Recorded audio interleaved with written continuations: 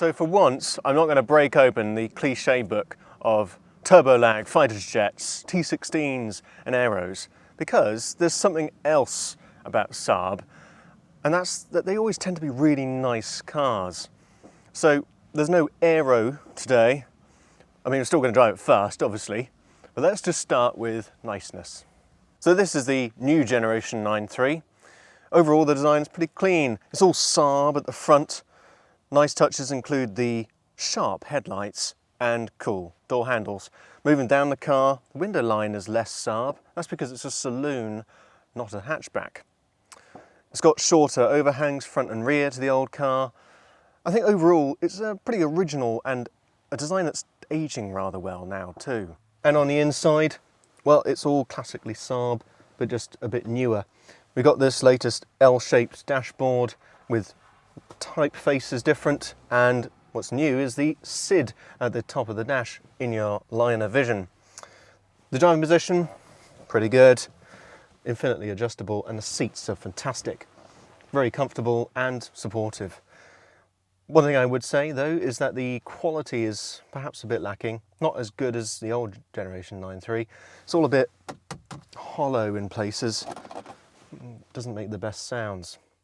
Still, it's really nicely designed, things like the fancy cup holder, and just in general, it looks really good.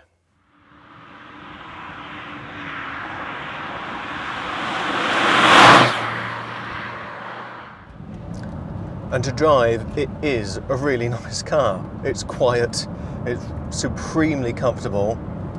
A long motorway journey in this, yeah, it would be a real nice companion. There are two things I want to talk about though. First of all is the engine. It's a GM block, the L850, but it's all Saab's internals and Saab head and Trionic 8 engine management system. Now the interesting thing about T8 is that it's got this function where it reduces torque to reduce torque steer, but also driveline shunt. This was a slight issue in the old car, you know, not quite up to BMW and Mercedes standards, but in this one, yeah, I'd say, yeah, fair enough. Reasonable improvement.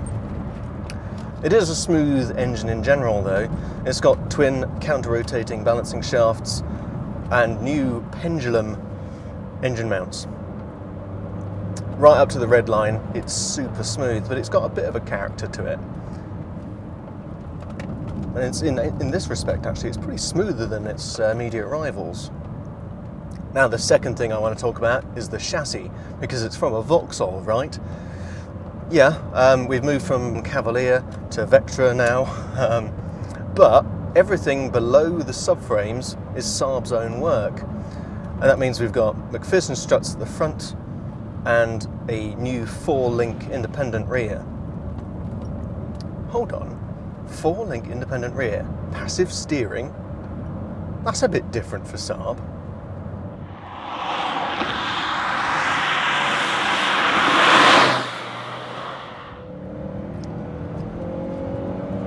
But on a bumpy B road, the suspension works really well. But the structure itself is twice as stiff as the old car, but you really do feel the big difference is that there's a front end that just wants to turn in.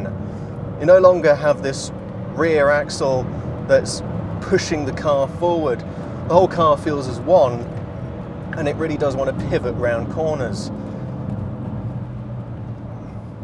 The controls, quite nice. The steering is a bit light, but it's got a good amount of weight to it. The engine's so buttery smooth. Still got a nice little, a subtle growl to it. Gear change, a little notchy, but still good.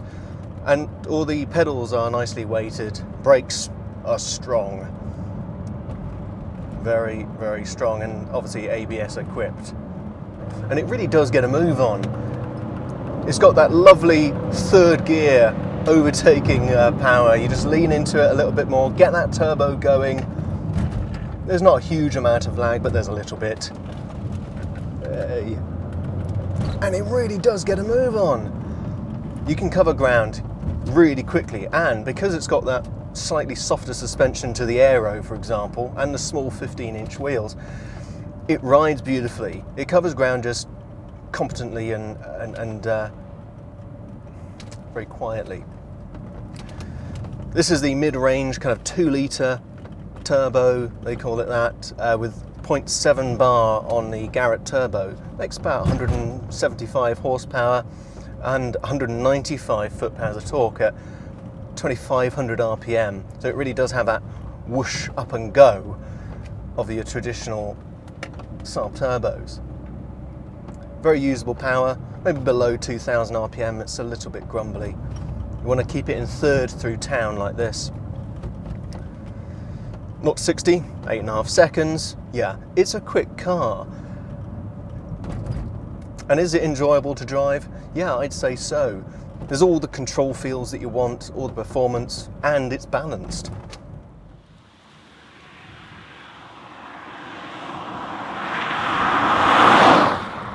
So overall, tell you what, it is a nice car. I love the way that the interior in particular is designed. The whole thing actually, it's just kind of something that you find interesting and you know, like all the little details about it.